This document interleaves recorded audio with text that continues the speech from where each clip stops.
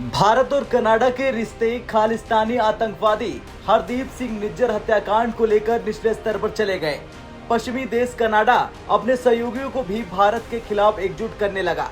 Canada की करीबी सहयोगियों अमेरिका, ब्रिटेन और ऑस्ट्रेलिया ने कहा कि वो इस मुद्दे को लेकर बेहद चिंतित है। भले ही ये देश इस मामले पर टिप्पणी करने में सतर्कता बरत रहे हों, लेकिन इस बीच अमेरिका ने भारत को सलाह दे दी कि उसे जांच में सहयोग करना चाहिए। पश्चिमी देशों की प्रतिक्रिया और सलाह के बीच भारत के पुराने दोस्त रूस की अब धमाकेदार एंट्री हो गई। रूस की मीडिया ने कहा कनाडाई प्रधानमंत्री जस्टिन ट्रूडो को थोड़ी नरमी रखनी चाहिए और पीएम मोदी से बात करनी चाहिए। रूस की सरकारी न्यूज नेटवर्क आरटी ने अपने एक लेख में लिखा कि कनाडा के प्रधानमंत्री जस्टिन ट्रूडो भारत को ये दिखाने के लिए और अधिक प्रभावी कदम उठा सकते हैं कि उनकी सरकार खालिस्तान के मुद्दे पर गंभीर है। भारत खालिस्तान को बड़ी चिंता के रूप में देखता है और खालिस्तान का मुद्दा कनाडा के समाज के लिए भी खतरा है। इसके जरिए ट्रूडो की सरकार अपने वोट बैंक के लिए सिखों को अपनी ओर आकर्षित करने की कोशिश कर रही। लेख में आगे ये भी लिखा गया कि ट्रूडो ने बिना कोई सबूत पेश किए भारत पर आरोप लगा दिए, जिससे द्विपक्षीय रिश्तों को भारी नुकसान हुआ। दोनों देशों के रिश्ते में तब तक सुधार की गुंजाइश नहीं है जब तक कि कनाडा की सरकार सच में आतंकवाद, अलगाववाद और भारत खिलाफ उग्रवाद के मुद्दे पर काम नहीं करती।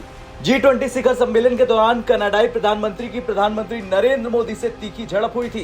भारत ने खालिस्तान मुद्दे का समाधान होने तक मुक्त व्यापार वार्ता के पीछे हटने की धमकी भी दी थी और अब ट्रूडो ने कनाडा के आंतरिक मामले में भारत के दखल के आरोप लगा दिए। ट्रूडो के आरोप भारत के खिलाफ बदले की कार्रवाई में उठाया गया था।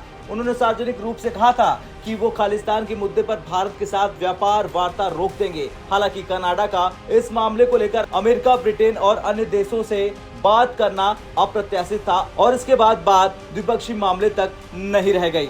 आरटी ने अपने एक लेख में आगे ये भी लिखा कि खालिस्तान आंदोलन पहली बार 1940 में सुर्खियों में आया था और भारत ने उसे गैर कानूनी घोषित कर रखा है। भारत की सरकारें इस आंदोलन को राष्ट्रीय सुरक्षा के लिए खतरा मानती है। इस आंदोलन से जुड़े लोगों ने 1984 में पूर्व प्रधानमंत्री इंदिरा गांधी की हत्या तक कर दी थी। उत्तरी अमेरिका, ब्रिटेन, मध्य पूर्व और पाकिस्तान और ऑस्ट्रेलिया में खालिस्तान आंदोलन से जुड़े कई समूहों को भारत के गैर कानूनी गतिविधियां यानी रोकथाम अधिनियम UAPA के तहत आतंकवादी संगठन घोषित किया है। इस विवाद के नतीजे न केवल भारत के साथ कनाडा के द्विपक्षीय संबंधों पर बल्कि अमेरिका, ब्रिटेन, ऑस्ट्रेलिया और न्यूजीलैंड के द्विपक्षीय संबंधों पर भी प्रभाव डाल सकता है। ऐसा इसलिए क्योंकि कनाडा इन चारों देशों के साथ मिलकर 5 आइज समूह का हिस्सा है।